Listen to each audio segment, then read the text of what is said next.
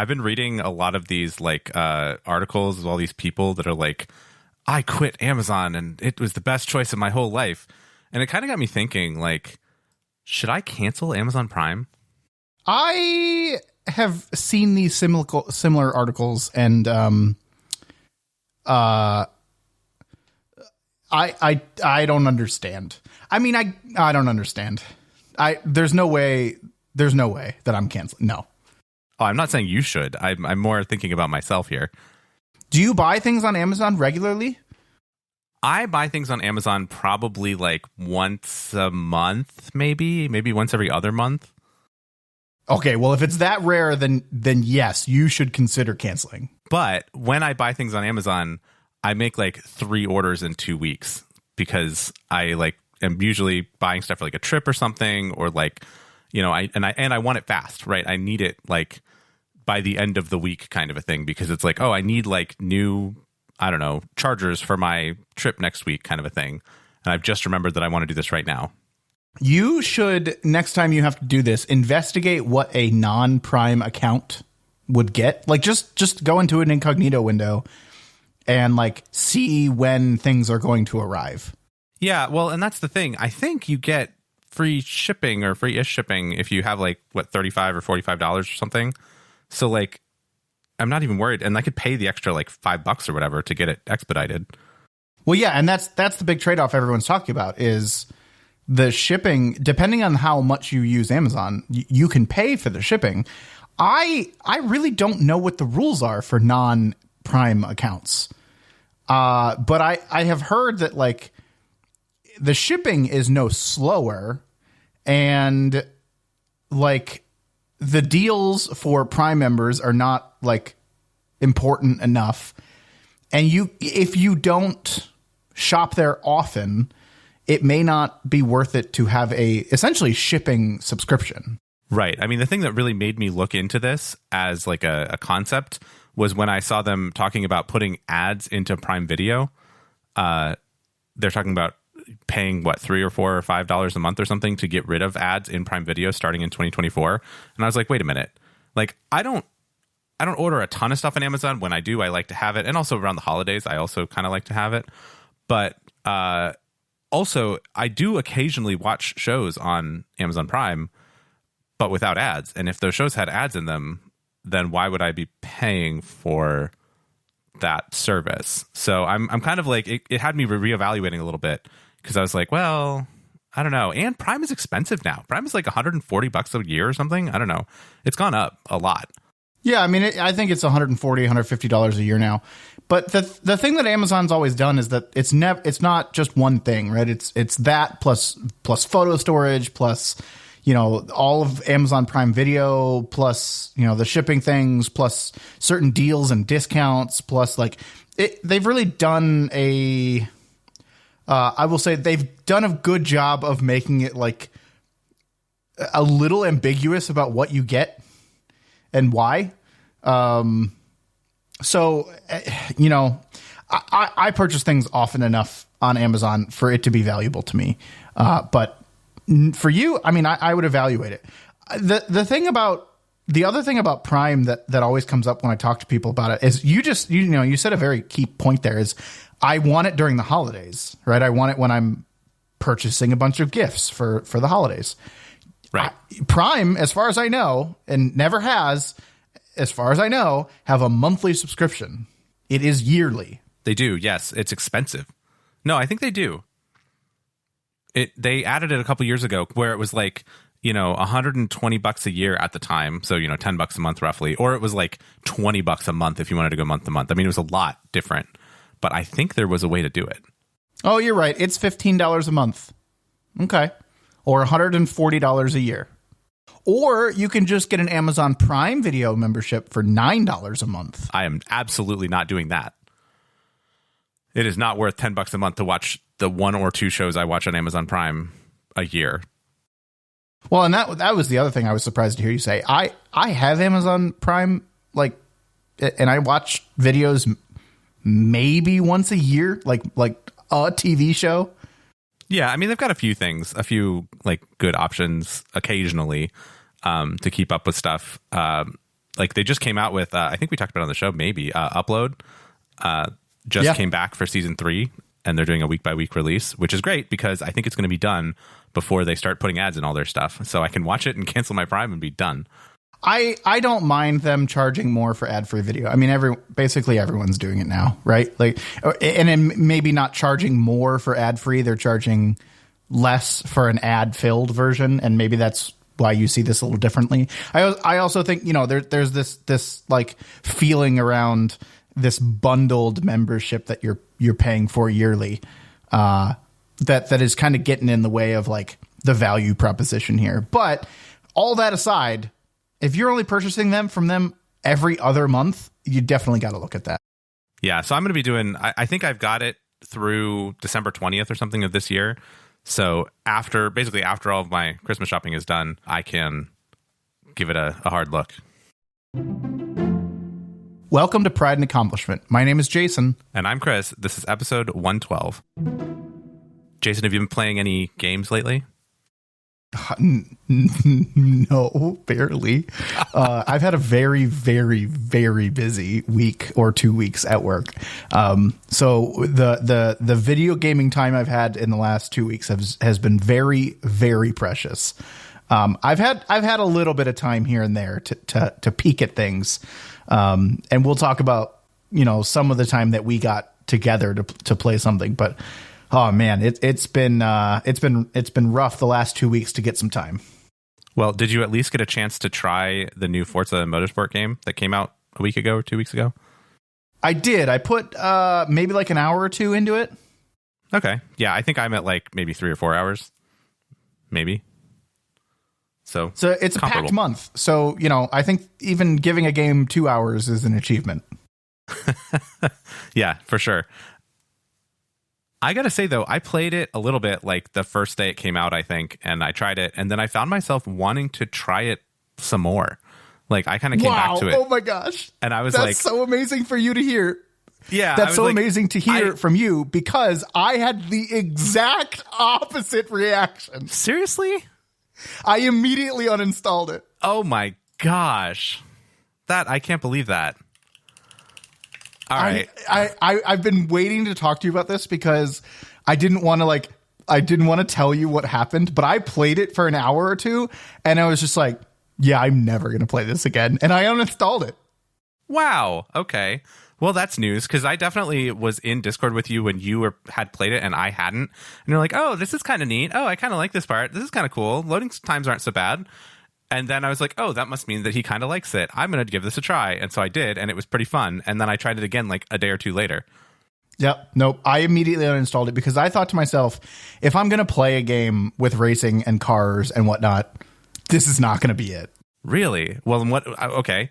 What is going to be it then? I'll go back to Forza Horizon 5. I'll go back to that. I had way more fun with that. I've heard the new... I think Ubisoft released another one that's like very similar to the Horizon games, and it's getting decent reviews. So I might go try that. But I have just decided that I do not care for the motorsport like line of Forza. It's just not my thing. And listen, we talked about it last episode, like all of the things that it was, you know, it was getting reviewed, and, you know, we talked about loading times, and we talked about like, you know, some more gamification or role-playingification, you know, like Gran Turismo 7 style. I didn't quite feel those things enough. And when push came to shove, it like, I was not having fun winning. Oh, interesting. Was it because it was too easy or like too bland? Like what makes it not fun to win the racing game? I think it was the fact that the gamification and like the car levels, like the level ups and all that, felt passive. Like you didn't have to try for anything, you don't have to shoot for anything, and like in the end, like I just kind of auto fit the car with the next highest thing and said, okay, I have a better car now. Yay. And it didn't feel like my car. It felt like a rental car. It didn't like, it never kind of like gave me the sense that like you're the driver. And that's what I was looking for, right? Because that's what you get in Forza Horizon 5, right? You're like, you're the driver, like you're winning all these festivals. Good job. And then Gran Turismo, it's, you know, it's a little different, but it's the same way. Like you're a driver and you're like leveling up your driving license and you're like earning cars. I didn't get that feeling in Motorsport. I don't know that that's what they were going for, but I didn't get that feeling, and it felt like I was racing. I didn't get enough excitement out of the races themselves. Early game, right? Like I get it. The cars are a little slower, but even so, like it just didn't hit for me. Interesting. Yeah. I started the game and I did the first like intro pieces and I was like, oh, this is pretty cool. And then I got into it and I found that I really liked the kind of gamification and the car level pieces. Although I did also do the auto level thing every time. I just, you know, press X to auto fit, you know, whatever I can afford. And I ran it that way, but I didn't think of that as like bad. I was just kind of like, okay, well, if I stick with this car for a little while, I will get more level points or whatever, and I will upgrade it better, and that will be good, and I can like keep this car and work with it. In Forza Horizon, I don't think I hardly ever paid attention to my car and its like setup. I did, because you had so much more flexibility. Okay. I mean, I guess, but I'm not like, you know, adjusting. Although I will say in Forza Motorsport, it did give you the opportunity to choose how much fuel you have in your fuel tank when you go to do a race. And it'll tell you like, in which the decision made no difference for at least the first 4 hours. I mean, probably not, but like, it was kind of cool to see it where you would like bump down the amount of fuel that you had. And it was like, this will change your lap time by like 1/100 of a second. And I was like, oh, that's fun math. Like they're running a simulation. But you didn't have to pay for the fuel. It didn't come out of your like funds. It didn't like affect how much like winnings you got. Like that's the kind of stuff I would expect from like, you know, a more RPG, like you're the driver kind of thing, right? Like that's something I liked about Forza that's something I liked about Horizon, because like I could buy this car and I could upgrade this car and like no one could tell me no, because I was just using funds that I have earned. So I can do it however I want. But in like Motorsport, you had to earn car upgrades, like, and even though you had money, you hadn't unlocked the upgrade. Like it felt really weird to me. Okay. Yeah. I mean, I guess so. I found it all to be pretty easy, like in terms of just like winning. Did you get to the point where you got to choose your starting position in a race? Yeah, I did. I tried to crank up the difficulty quite a bit. And I never found the sweet spot on like I'm winning during the last lap. Like I didn't find that sweet spot where either I had won like flat out, or I could not even get to like top 3. I couldn't find that sweet spot. Yeah, I did a couple of those where I tried to tune it a little, and I kind of still ended up being like, okay, we'll go to like 2 ticks of difficulty or whatever, which is still enough for me to win with like 2.5 laps to go. But I don't know. I enjoyed that. I would start in the last place though, just to get like maximum winnings and stuff. And because it did make it a little bit trickier, but I would still find myself winning pretty handily. Yeah, I think I was teetering between like difficulty between like 4 and 5, and starting like near the 2/3 kind of starting position. Oh, okay. But like, I like if I was at difficulty level 4, I won even starting in the back of the race, and if I was at difficulty level 5, I couldn't even get to the first position starting in like the 5th position. Gotcha. So I don't know. It was just weird. I didn't like it. I didn't like it more than other racing games that I had played. I'm not saying it's a bad game. It's probably a huge step up in terms of like Motorsport. But it just compared to, I'm not a serious racing kind of guy. So like all of the super serious kind of elements of Motorsport don't appeal to me. And like I don't think they hit the mark in terms of gamification for me. Yeah, I liked the gamification, but your explanation of it being kind of simplistic and arbitrary is fair. I did take the opportunity to go back and play some Gran Turismo 7 after I had played Forza, and I was like, oh, I enjoy, this is fun. I'm learning how to drive this stuff, and like something about the drive feel is like different than Gran Turismo. Like the simulation is different. So that was interesting to me to try it and then go to Gran Turismo. And I don't know exactly what it was, but I felt more effective going through turns in Forza than I did in Gran Turismo. And that could have been the type of car I was using. It could have been the simulation itself. It could have been, I don't know what, but it was just a different feel when I went back to Gran Turismo and tried to do some races there and gave them a shot. When you say more effective, what do you mean? Like I was doing a better job of coming into a turn, like slowing down into a turn and like coasting through it and then driving out of the apex like you're supposed to do. I guess I'm just not that good at that. I don't know in Gran Turismo, but how much of the assist? So there's two levels. There's two ways to make things more difficult in Forza, right? There's the drivatar difficulty, and then there's the assists. Where did you sit on the assists? I had, if that's the thing of like the cosmetic damage versus simulation versus full or whatever, where it's like three choices, I had it in the middle. Okay, I had it all the way to the right. I think it does maybe help you with some of that traction control with that middle one, whereas Gran Turismo just doesn't. They don't hold your hand in that game at all. Oh, no, it's the real driving simulator. It's right in the name. It's on the box. Oh, wow. Okay. Yeah, no, that I would say Forza is still helping you a little bit at that level of assists, particularly with like traction control on turns. Okay. So maybe I should try it on the hard setting and see if I still like Forza. Yeah, I mean, you'll get a closer like apples to apples comparison of like no assists, right? And I mean, it gets hard. I mean, and I would say at that level, I can still do it with a controller, but it starts to like not feel right.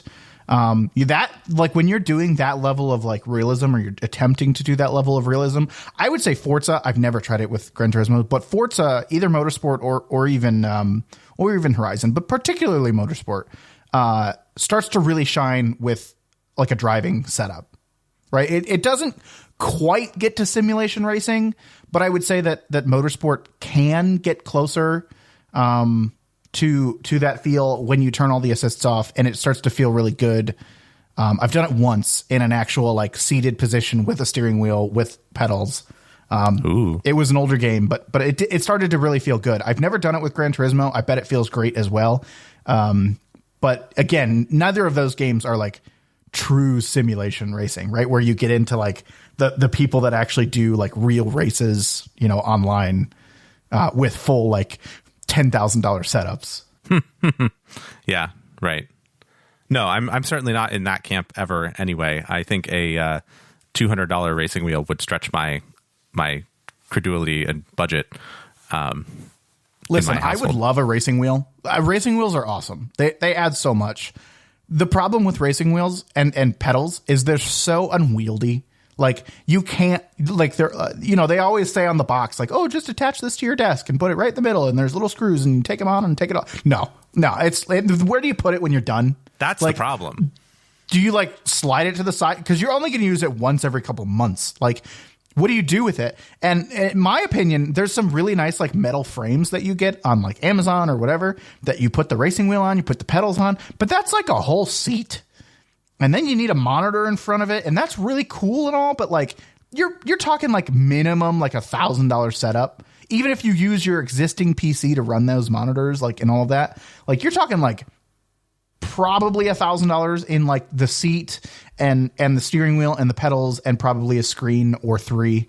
And listen, that sounds cool and all, but like I'm not going there. So the concept of a racing wheel is always so cool to me. But then you think about it practically and you're just like, listen, I can't do it halfway. Either you do it all the way or you just don't get one. Right. Yeah. You just keep playing with the controller if you can't make a full racing seat thing. And then you got to start thinking about force feedback and like, do you want like a thing that vibrates the frame when you run into other cars and stuff? I mean, you could get into the whole thing. Yeah, I'm with you there. I had a driving wheel when I was in like high school, I think, and it it wasn't like good, right? It wasn't like a force feedback one. I mean, it was decent for the time, but it wasn't like they have now.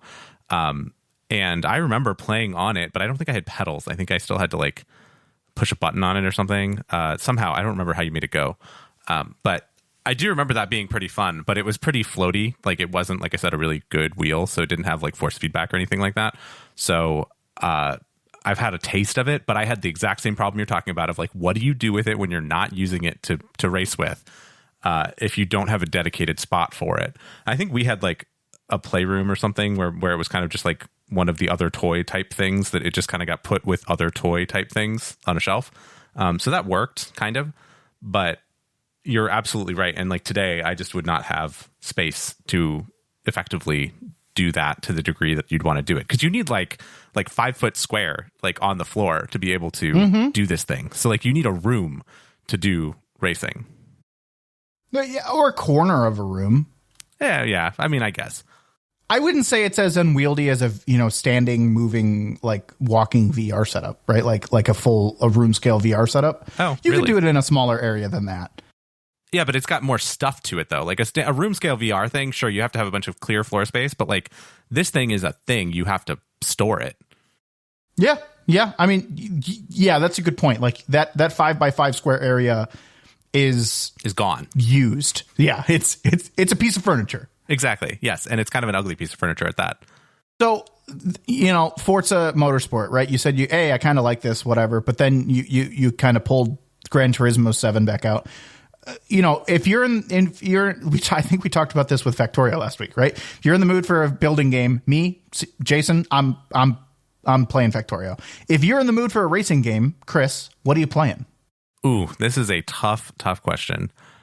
I mean, I think it depends. I've got lots of other factors, but if you're thinking just in terms of like which game do you pick up and play, I might play Gran Turismo still, just because it's the OG for me. Like it's the classic option, but it's tough. Forza has the promise of potential multiplayer, right? But since you've already uninstalled it, then there's really no point to work through that. So it loses that point in that column for it. But the driving is still good. It is a little easy.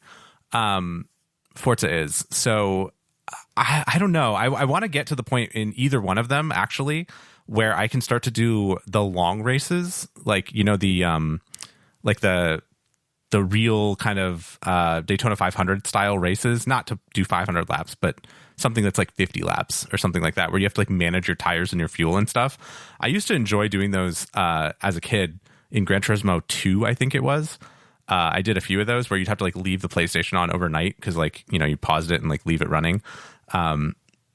Those kinds of things, those are fun for me because I think it's fun to like think like, oh, I got to take a pit stop. Like, oh, these guys are going to catch up on me while I do the pit stop, blah, blah, blah. They have that in Forza. I tried it once because I was on a practice thing or something, and I was just like, oh, what does it do? And they had a really cool menu where it was like, choose what as you're driving in, it's auto driving you to your spot, and it's like, choose what you want them to do. Do you want them to do tires? Do you want them to do fuel? Do you want them to do whatever? And it'll tell you like how many seconds that'll add to your pit time, which is also kind of cool. And so I was like, oh, this all is really neat. I have no idea if Gran Turismo 7 even has like long range races, but I always thought they were kind of cool. And what I would do with those is I would like play them while probably having like a TV show on or something, like, and kind of work them and then hopefully get commensurate rewards with the time investment, which is always a trick with that kind of stuff, is like, if I'm going to play a race that's going to take me 45 minutes, like I want twice as many rewards as I get for doing, the 6 lap little tiny thing. Can I interest you in a little game called F1 Manager? Interesting concept. I've not ever played or seen F1 Manager. If you're interested in like car management and like the management pieces of long haul races, like, yeah, you should try this game without having to like actually sit there and hold the A button to like go or whatever. Yeah. I mean, like, do you like that piece of it too? Maybe. I don't know. But like, there's like a genre of games that's just about racing management. That's a fair point. A very fair point. I had not really considered that. I will have to give that one a look. I wonder if we've ever gotten one in a like Humble Bundle or something. I'm going to have to go back and look. But, and you don't have to play the latest one, right? Like F1 Manager 2023 is just like a FIFA game, right? It's got the latest cars and the latest teams and the latest drivers and all. Like, if you're just looking to see like what does a management game actually entail, I wonder if we have an older one. That's a fair point. I don't know. I don't know what to tell you, man. It's uninstalled. It's gone. I will say another tick in the box for Game Pass because it was on Game Pass and I got to try it for free, basically. And no harm, no foul. Like, what a freaking concept. I love that. I mean, I guess, yeah, that worked out well for you. I would not have purchased this at all if it wasn't on Game Pass because I have Gran Turismo and I would not have bought another racing game for full price, especially. It just wouldn't have even, I don't think I could have even been convinced to like FOMO into it because I have Gran Turismo and I play it occasionally, but not a ton. So yes, Game Pass wins is the real winner to this whole conversation. Jason, since last we spoke, I got some new hardware also. Yeah, I had heard mentions of this. Yes, I have received a new handheld game console in my house. Because you needed another one. Yes, I needed another one. And it is the Analogue Pocket. Okay. Help me out here because I remember ATP talking about this little handheld thing that had a crank on it. That's not what this is. That's not this. This is that's the Playdate, which is a bright yellow monochrome Game Boy looking thing that doesn't have a backlit screen, but it does have a crank. And people write games for it in like, I don't know, Lua or JavaScript or something, and it runs like almost like a whole computer. And it has Wi-Fi and stuff, I think. But this thing looks like a slightly larger, it's like between a Game Boy Pocket and a Game Boy regular. It's like a little bigger than a Game Boy Color is maybe the best way to say it. They have been making them for a couple years now, and this company Analogue specializes in FPGA based hardware emulation, if you want to say. It's not really emulation, it's hardware reproduction. I don't know how to describe it, but basically they use a field programmable gate array, FPGA, to turn the CPU of this thing into the CPU of the game console you want to talk about. So this one is the Analogue Pocket. It plays Game Boy Color, Game Boy Color, Game Boy Advance cartridges, like actual physical game cartridges, and the cartridges think that they're running on a real Game Boy. That's crazy. Yeah, it really is. It's amazing. I have my Pokemon Fire Red version in this back of this handheld, and I boot the thing up and it's like, oh, welcome back. You know, it's been 10 years since you've played me, but the save is still there. So that's cool. Do you have to tell it what kind of game cartridge you're putting in before you put it in? Nope. You just put the cartridge in, and I guess all of the cartridges have some kind of like information to them because it is able to like read what kind of cartridge it is, and it shows it to you before it like boots it up. It's very cool. Is it cartridge only? Like you have to have a cartridge for the game? Yes and no. So it has this cartridge slot, which, you know, takes regular cartridges. It also has a micro SD slot. And one of the cool things about this particular device compared to a lot of the other devices, so the company Analogue has made hardware for the Famicom, which is like the NES. They've made a Super Nintendo one. They called it the Super NT. They made one for the Sega Genesis that they called the something MD, maybe? Super MD? I don't know. Anyway, they made one for the Genesis. Then they made the Pocket, and the Pocket is special because it has two FPGAs on it. And one of them is user programmable. So you can use it as a development platform, or you can use it to make other, what they call cores, where you can have it play other things, and you can kind of sideload from a micro SD card. Crazy. This is cool. Do they still sell Game Boy cartridges? Not really. The funny thing is, to get like Pokemon Emerald or something, like a Game Boy Advance game that's a Pokemon game, from GameStop, it costs like $60, which is insane. Well, yeah, because they don't produce them anymore. I mean, yes, they're a limited, like physically limited quantity thing, but like I remember when they were like expensive when they were $25 when they were kind of old. Like in the DS era, like Game Boy Advance games would be like $25 and you'd be like, ew, that's a little much. Maybe 40 for a Pokemon game. And now they're like the cost of a AAA game to get a Pokemon cartridge. So how many old cartridges do you still have? Well, currently in my house, I have about 3, which is a funny, funny assortment. I have Pokemon Fire Red. I have the classic NES series Legend of Zelda. So it's like the NES Zelda game on a Game Boy Advance cartridge. And then I have Tetris World, which is just a very random game that I got from a garage sale or something for $0.25. So not a lot of choices. I feel like there's like, this is like ripe for like a trading market out there now. Yeah, you would think. Yeah, you could do like a swap. Like an actual bartering market. Yeah. That would be really cool. Yeah, the other thing that this thing has done is they make adapters. So like I got an adapter that goes from Game Boy cartridge, like it plugs in the Game Boy cartridge slot on this thing, and then it has the receiving slot for a Game Gear stuff like games. So my parents still have all of my Game Boy and Game Gear cartridges and systems, actually. So I have asked them to hold on to those, and I will get them at some point. And my mom was like, oh, if you can get more things out of my house into your house, that sounds great to me. So she's very excited about this concept. I did not have a Game Gear. I did. It had 6 AA batteries. It was awful, but it was amazing. Did you have a lot of games for it? I think I had like 5 or 6 games for it. I had The Lion King, that game that everybody talks about being super hard on the Super Nintendo. I had it for the Game Gear. This screen looks awful. Okay, so I'm looking at Game Gear stuff. So like, how is the actual like playing experience? Like, buttons in the same space, like easy to hold, like screen's good. What's it like? So the screen is amazing. The screen has 10:1 upscaling, I think, on the Game Boy screen. So like the original Game Boy was like 160 by 240 or something. And so this one is like 1600 by 2400 or something. I mean, I don't know. It's something like that. So it has super crisp, and it has different like filter modes. So you can actually give it a filter that makes it look like you know how you used to be able to kind of like see the pixels in a Game Boy Advance screen? Mm-hmm. It puts a little grid basically in between the pixels because it's so high res it can do that. And so it draws this grid on there and it makes it look like a legit Game Boy Advance like setup, which is very cool. I would say to hold, it's a little bit awkward because they've got these really small shoulder buttons for the L and R, which I don't love, and it kind of puts your hands a little close together. I kind of wish it was a little bit wider grip. I mean, I'm kind of used to playing, you know, the Steam Deck or the Switch and like modern controllers.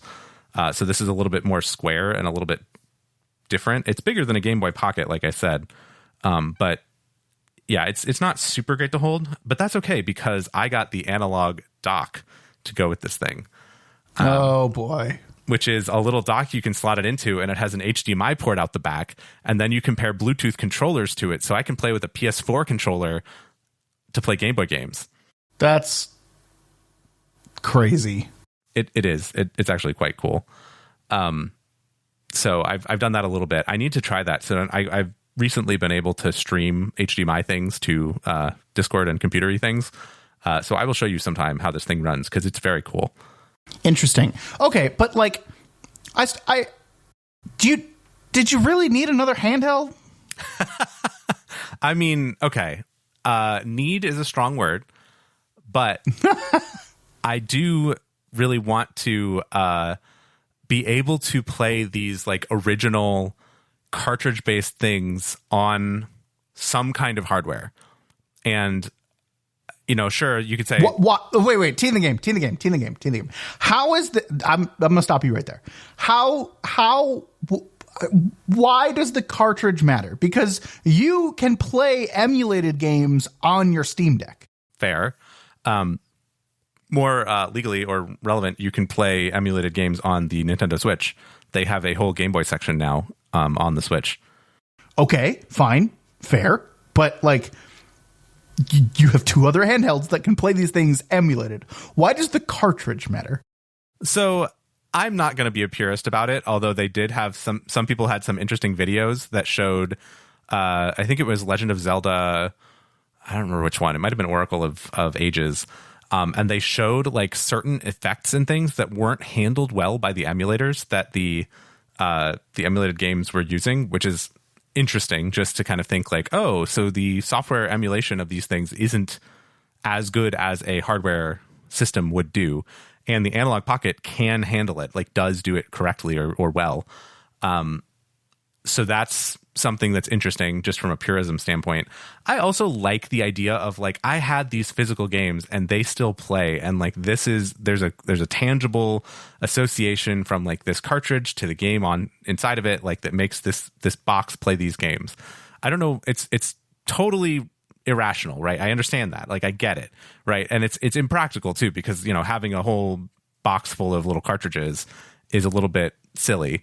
But it's cool to be able to be like, I take this Pokemon cartridge, it's red, it has a sticker on it that's shiny that says Pokemon on it. I stick it in this little device and I'm playing the Pokemon game, right? There's just a tangibility to it that is really cool. And I like that. I mean, I can't argue with that. I mean, fine, whatever. So let's put need aside, right? Because you're right. Need is a strong word, but like, let's put that aside. How do you determine like which you're going to get out? Like if you're going on a trip, are you bringing your Switch, your Steam Deck, and this Pocket now? Like, what are you doing now? No. I'm not doing that. So typically when I go on a trip, I choose either the Steam Deck or the Switch to go with me. I don't know if this Analog Pocket is going to make a lot of trips. It feels like more of a house device to me. Just because it's like, it's not fragile, but it's not replaceable because they do very limited runs of this hardware, and because it has this dock ability, right, where I can play it on a slightly bigger screen with these wireless controllers, and that's just a lot of stuff to like bring somewhere. I also don't have like a great case for it. Like I have good cases for my Switch and my Steam Deck. There are cases you can get, like companies will sell cases for these things, but I don't see myself kind of carting the little Analog Pocket around unless I was, for some reason, like playing back through some particular Zelda game or something that I really wanted to play on the Analog Pocket. I'm actually really excited to get my old Game Gear games and try them, because the Game Gear had a lot of really fun games because it was like a small Sega Genesis, but it had such terrible battery life because it had this like almost CRT-like screen in like a tiny little, it's like, it was an LCD screen, but like it was very power hungry. And so it ate batteries, or you had to plug it into the wall with this giant power brick. And so I never really kind of got a chance to do a lot of that. And I'm looking forward to kind of getting back into like Sonic 2, I think it was, for the Game Gear. I don't know. There were a few games that I remember kind of vividly from the Game Gear era, and I'm very excited to try them again on actual hardware, because I'm pretty sure that my Game Gear itself, the screen kind of started to die, and then like, the 6 AA batteries, they started to like leak with the, the battery acid and all that stuff. And it was not in great shape. So I'm very excited to have like a modern system that can play those games. I also got the clear display case for this thing. So if I'm not going to play it, I can stick it in this clear display case and put it on a shelf. Nerd. I mean, isn't that why we're here? I mean, yeah. Everything they have is sold out. I know, it's always sold out, and that's why I saw this and I was like, I gotta jump on this. Like, I gotta do it. You got it for retail? I got it for retail, yes. And I could eBay it for like twice as much as I paid for it. I mean, this is just nuts. What, they should make more of these. If I know. No, I mean, I'm on their website now. I'm looking. This isn't really my thing, but everything is just sold out. Yeah, I know. The one thing that I thought it might raise your eyebrows is they just announced this past week the Analogue 3D, which is going to be an N64 hardware device that can play N64 cartridges and upscale them to 4K. Yeah, that interests me a little bit more. I don't know if I still have those cartridges laying around is the problem. Like, I don't know where those are. I'd have to look. But like playing an N64 game in a reasonable resolution like does interest me. That sounds very, very, very interesting to me. N64 was my system. Yeah, I mean, I had a Game Boy. I had a Game Boy Color. I had a Game Boy Advance. I had a Game Boy Pocket. But like my first introduction to gaming was definitely the N64. Like, that's so interesting to me because I know you're not that much younger than me, but like my first gaming thing was an NES that came from a garage sale. Like, that was my first game. Yeah, I wouldn't say that I really started like playing games as a pastime until maybe like 9 or 10, maybe 11, like a little older. Okay. So like, I think I had a Game Boy when I was younger. Maybe not. I don't remember. I mean, it's been a very long time. I don't really remember. But like my first memory of like choosing, like the Game Boy was always one of those things like, hey, we're going on a long car ride. Entertain yourself. Right? Like that was the Game Boy. Mm-hmm. Whereas the N64 was, I am choosing to go do this. That's at least how I remember it. I mean, my parents may disagree, but that's what I remember. And so the N64 really became the first like true, like, I don't know, leisure game. I mean, as much as the leisure that a 9-year-old can have, gaming system. Fair enough. Yeah. Okay. That's interesting. Mine was, like I said, I had an NES, and then I remember specifically getting the Sega Genesis for Christmas when I was probably 6 or 7. And then I went, we've talked about this before, but then I went through the PS1. I skipped the Super Nintendo, did the PS1 and the PS2, PS3, PS4. Like I didn't get another Nintendo system other than handhelds until the Wii U. Oh no, GameCube. I had a GameCube. Yeah, was there another one in between N64 and GameCube? I think you didn't have an N64, right? And I didn't have an N64, and I didn't have a Wii, a base Wii. Oh, okay.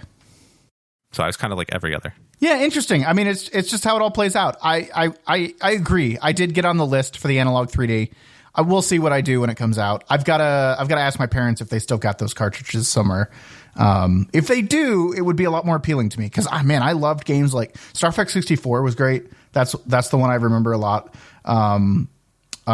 What's another great N64 game that I remember? Like I never played, like everyone always talks about certain ones, and I felt like, I mean, I was 9 years old, whatever. I played what was there, right? But like, I remember the weirdest games. Star Fox 64 is the one that comes to mind the most. That's the one I played the most. Yeah, I think my dentist growing up had an N64 in the lobby. So I think I played the first level of Banjo-Kazooie about 100 times.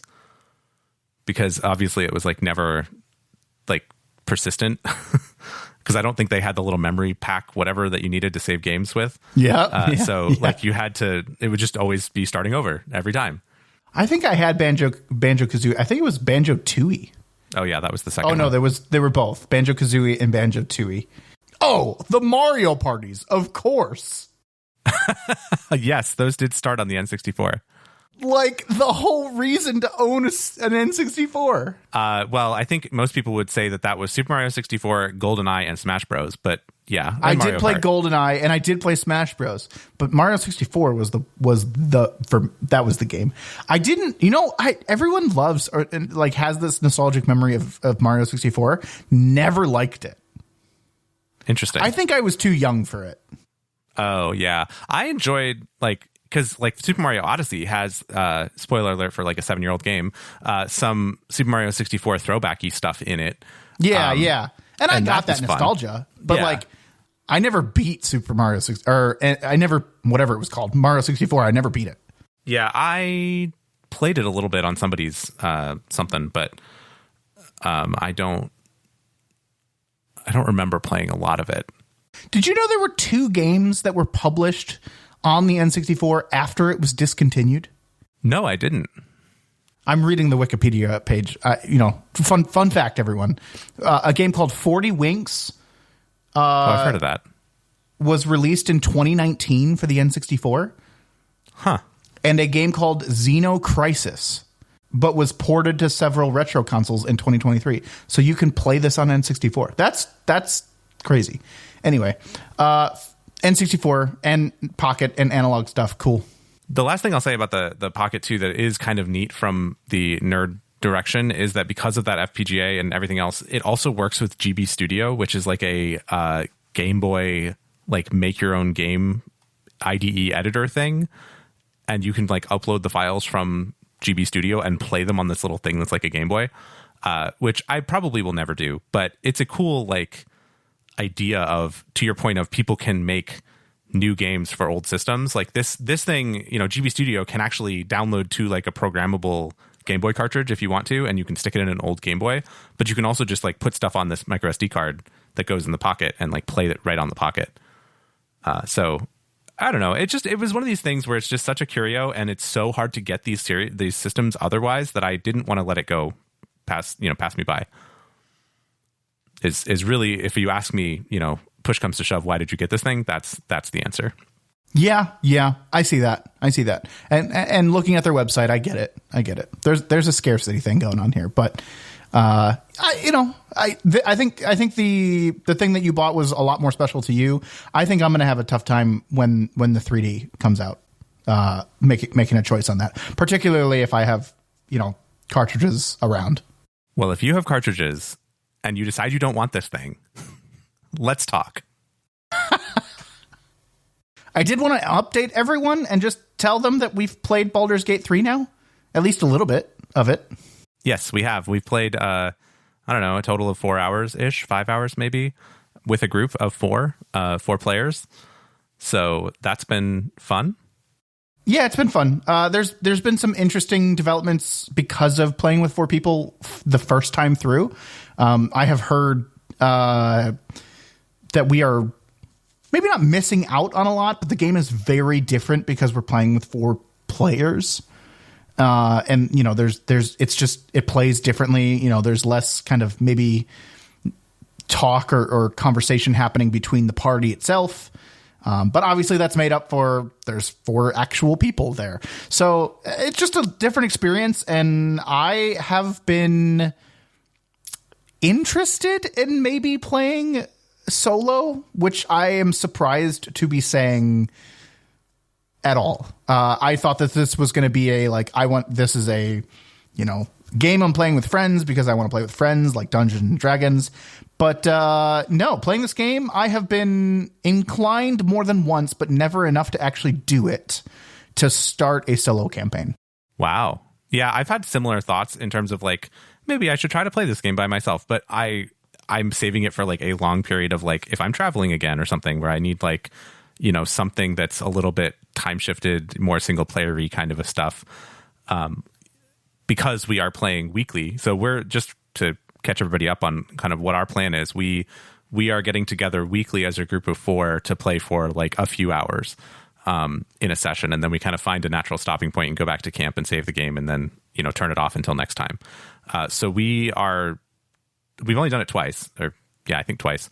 So we're kind of drip feeding through the content, but I see exactly what you mean in terms of we have a quest that's take one of these NPCs and do something with them. And it's well, you can't have these NPCs in your party if you have 4 players. You can bring an NPC if you had a slot, but you can only have 4 people in your party and we have 4 humans. So, that makes it a little bit trickier. So I think, I've said a couple times, we can't do that quest. We have to let that one go, which is obviously, hard to do if you're a kind of RPG checkbox completion quest log person. And so we're struggling with that, but I think we're having a lot of fun with our own kind of choices and experiences with our group. I am having a lot of fun. I think sometimes it's frustrating when we get split up a little bit because the game does take a very interesting approach to you can technically go off and do your own thing while in a party of 4, which is just a very interesting kind of thing to wrap your head around. But it's been fun overall to see what kind of trouble people get into and whatnot. Yes, many times I've heard oh no, I think I just started combat and I'm on the other side of the world, which always makes for some fun. Hang on, let me run over there. Yeah, and it does the roll for initiative and isolating that combat area interesting. We could in theory not join them, right? And they would just go through combat. Yeah, good luck. And I don't really know how that works, but in theory, we don't have to go join that fight. True. Yeah. I wish there was a magic leash mode where you could say don't let our people get more than 50 yards apart, or 100 yards or whatever, set some kind of boundary and just be keep all the people in the average, circle box of generally together. That would be practically convenient, but I understand why they don't do it. Yeah. I also wish there was there's a group mode when you're playing with NPCs to move all together. I wish I could choose to relinquish control and just be move my character for me until we get into a fight. Like, I'll just follow you guys, right? Like, I'm just here to experience the story most of the time. Like, sometimes I want to go off on my own, but I can click the button and choose to go off on my own when that happens. Like a good example is when we're traveling like outside of cities, right? We're traveling kind of on the roads to be between cities, between objectives. I'd probably choose to stay very tight, like with the group, and the group would explore together. But like once we got to that city, the first thing we do as a group is we split up. We just go every way in the city, and I would probably still choose to do that. But like being able to make that choice to like either forcibly stay together or at least allow me to like relinquish movement control in order to stay together, and then click a button and we could all split off. That would be nice. That would be a nice quality of life thing. Yeah, I would really like that. Anyway, stay tuned. Baldur's Gate 3, interesting stuff. Probably, no spoilers, but it's kind of going to be that I don't know, staple in the background for a while, right? Like it's going to take a long time to play this game, and the story's been interesting, and I'm honestly can't wait to play more. Yeah, at the rate we're going, we might be done by next summer. So we'll let you know every once in a while here. There's nothing else. We're all done, right? Nothing else important kind of came out or happened recently. It's it. Episode's over. Tied up. Wrap it up. Well, I mean, we could do that, but also there were 2 games that came out yesterday as we record that are not. They weren't important or anything. No. I know you haven't played them, but I've played one of them, and you've seen it. So we might should talk about it, or if you want, we can just leave it. We can save it till next time. That's fine. I mean, they weren't that big of a deal, right? Like they're nothing. It's not like Nintendo came up with a new Mario game or anything. How are you enjoying your acid trips? Yes. Super Mario Wonder is out, and I have it, and I've played it.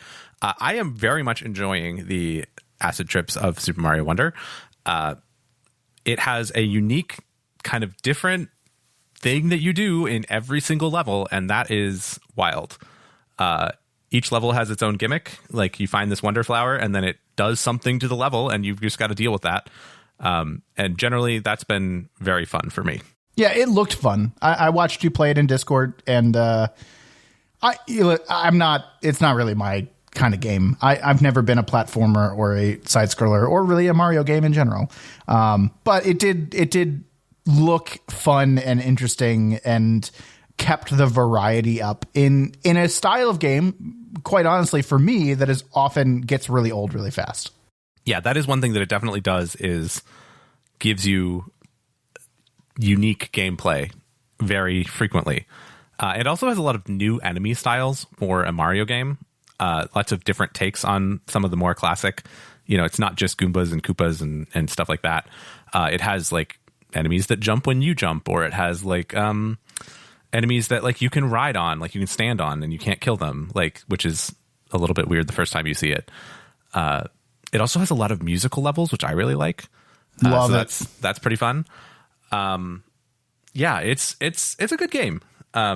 Which I know is a shocker that a Mario game is a good game, but it's a good game. And I played New Super Mario Brothers on the Wii U. I did not rebuy it for the Switch because it wasn't that good on the Wii U. But this game is quite good, I will say. I don't know where my Switch is, so, I think I'm about like a quarter of the way through, maybe, roughly. I don't know, maybe a third of the way through this game. It seems like it's going to be kind of short. I wonder what opens up after you beat it. That is a good question, because Nintendo does do that kind of thing pretty often. So we'll see. I'm on track to, have it done by next week. So we'll see what opens up after that. Really, this is just the opener for Super Mario RPG that comes out in a month, which is really the Switch game that I'm looking forward to this season, as we talked last time. So this needs to be done by that time. And everything else I'm in the middle of also needs to be done before that time. I was going to say, you're in the middle of a lot of things. Yeah. I have very, let's say, I've been very good, and I've been applying the 2-hour rule to myself, and I did not buy Spider-Man 2 yesterday as it came out the same day as Super Mario Wonder. I'm impressed. I know. I was gonna pre-order it so that it would be like downloaded and ready to go. But I was like, I'm probably not really gonna play it, and I really should finish God of War Ragnarok before I jump into another single player PlayStation game. So I'm gonna just wait until I'm actually going to sit down and play it, and then I will buy it. Wow. You think you'll get to it before the end of 2023? I don't know, but I think I might. You only have like 40 days left. Really? Oh my gosh. No, there's like 70 days. No, I can't do math. You've got like 70 days left. I think I will, because there's some holidays coming up in between. Like if you say before the end of 2023, if that includes the week between Christmas and New Year's, yeah, I think I will get to this before the end of 2023. Okay. But if you ask me, will you play this like before December? I think there's a kind of 50-50 chance on that one. No, that's reasonable. The reason I asked is I don't think it'll go on sale at all. Oh, I don't think so. And I'm not really that worried about getting it on sale.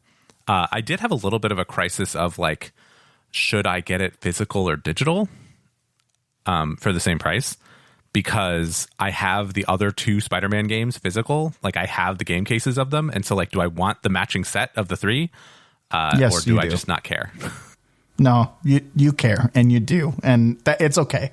I know, but it's such a pain to switch discs around. How often do you switch discs when playing a single player game? Well, it depends on if I'm still working on God of War or not. Well, you've already.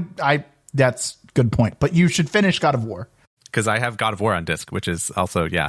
So, or you could have avoided this entire issue by just buying the PS5 digital edition like I did. I mean, I could have, but I didn't. So now I have choices to make. Are you going to buy the new PS5? No. I already have a PS5, and the new PS5 is just the same PS5 in a smaller case. Yeah, it's slightly smaller. It's actually a lot smaller, but it's just as big of a footprint. It's just skinnier. I don't know. It's kind of weird. But did you see that the digital one can have an add-on disk drive? I did. You change the plate and you slot in a disk drive. Yeah, I actually wish they would have done something more like the Xbox 360 where they would do it with a wire so that because I'm not convinced that the disk drive in my PS5 isn't a little bit flaky. So I would love to be able to replace it with an external drive, but that's not what they're doing. They're making you connected to some special hidden port or something. Yeah, because the rumors of the new Xbox, right, the Xbox Series X version 2 or whatever, are that they're just totally removing the disk drive in all versions of it. And Correct, if you want one, you have to essentially buy a USB add-on. Right, which is, I mean, okay, fine.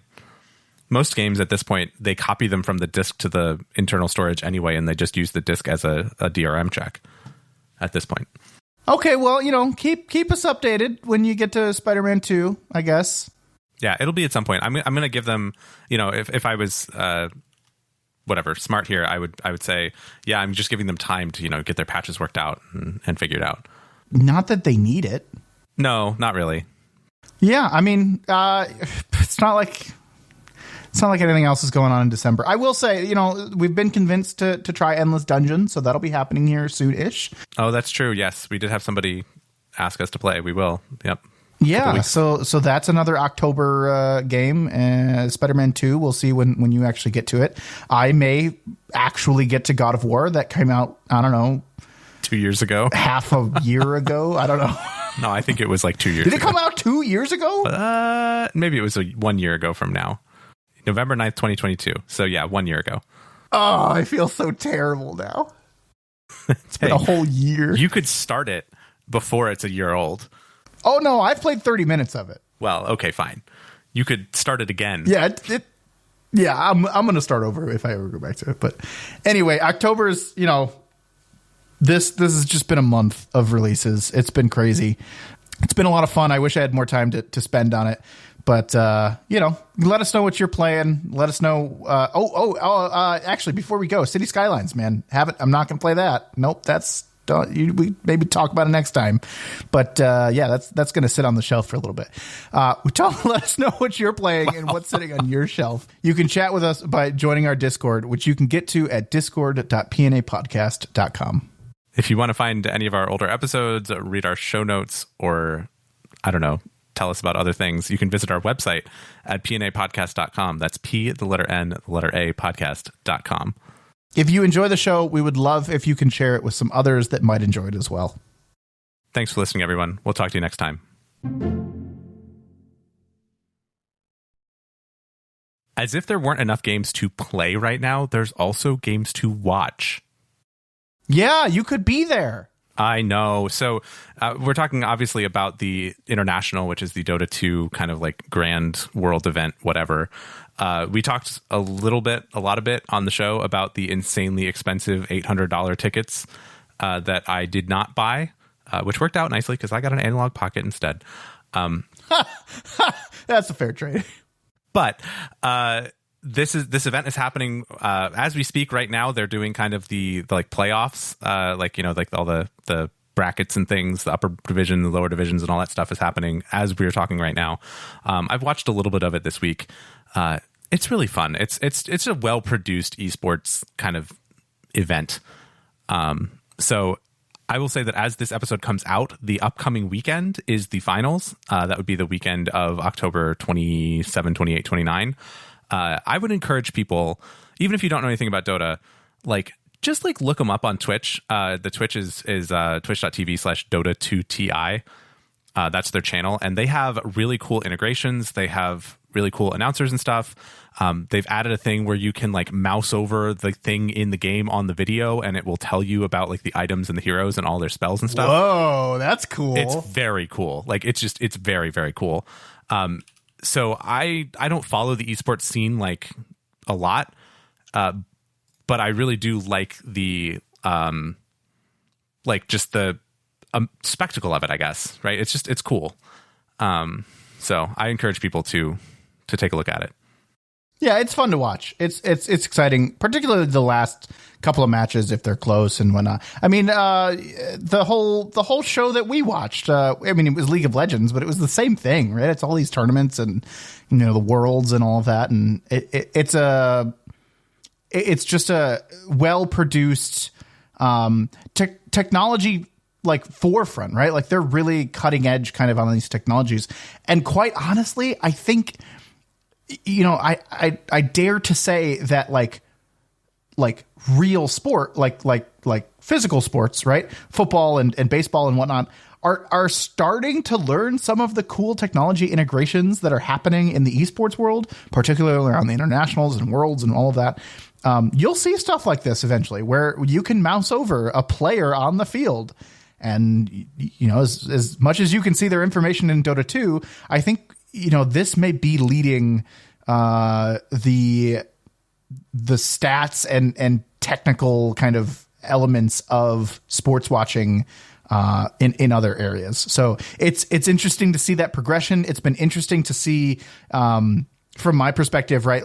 Amazon took the Thursday night footballs and what they do with the sport stat breakdowns live during the game and how they're integrating all of it. It's all let's be real. It's all coming from esports. It's all coming from events like this and how well produced they are and how well integrated they are into the viewing experience. So go experience that for yourself.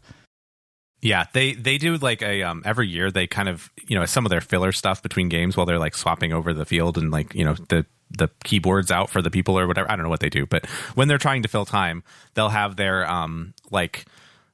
announcer people, their talent, will go to the control room where they do all of the controlling and they're we have 5 different computers that are all spectating the same game, and so they can look in different places and stuff, and then they have a director who is controlling the game camera, and then the commentators aren't really controlling their own, they have their own spectator views, so they're looking at stuff, but they're not controlling that. Somebody else is controlling it for them, and then they're commentating on that. It's just the technology that they have that goes into all of that is mind-blowing.